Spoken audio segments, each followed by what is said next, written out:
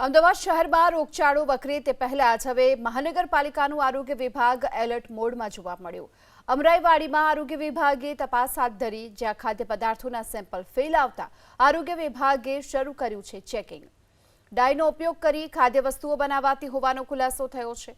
Kachori, popcorn અને chocolate સહિતની વસ્તુનું અહીં ઉત્પાદન થતું હતું, વેચાણ થતું હતું। પાટણના સિદ્ધપુરમાં બિન આરોગ્યપ્રદ વસ્તુઓનું ઉત્પાદન થતું હોવાનો ખુલાસો થયો છે।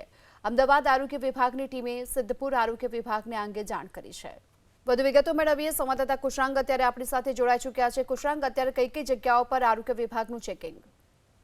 અમદાવાદના અમરાઈવાડી વિસ્તારમાં અત્યારે આરોગ્ય વિભાગની ટીમો તરફથી ચેકિંગ કરવામાં આવ્યું હતું અને ભૂતકાળમાં લગભગ ગત મહિને કોર્પોરેશન તરફથી આ એકમો આવેલા છે ત્યાં આગળ સેમ્પલ લેવામાં આવ્યા હતા, જે સેમ્પલ અખાદ્ય હોવાનું રિપોર્ટમાં સામે આવતા કોર્પોરેશનની ટીમો આજે ઘટના સ્થળ ઉપર પહોંચી હતી।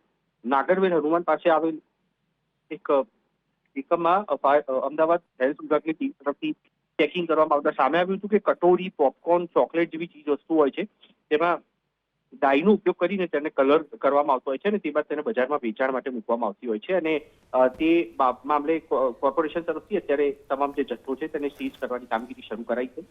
માલિકની પૂછપરછ કરતા સામે આવ્યું હતું કે તે ડિસ્ટ્રીબ્યુટર છે, પરંતુ હકીકતમાં આ તમામ માલસામાન છે તે પાટણના સિદ્ધપુરમાં બને છે અને તે જગ્યા પરથી આ ડિસ્ટ્રીબ્યુટરના ત્યાં માલસામાન વેચાણ માટે આવતો હતો, જેથી કરીને કોર્પોરેશન તરફથી સિદ્ધપુરના આરોગ્ય વિભાગને પણ જાણ કરી અને આખો જે જથ્થો છે તે અને તેની બનાવટ કરતી જે ફેક્ટરી છે તેને સીલ કરી અને રોકવા માટેની કવાયત છે તે હાથ ધરવામાં આવી। જી, આભાર આપના સમગ્ર માહિતી માટે।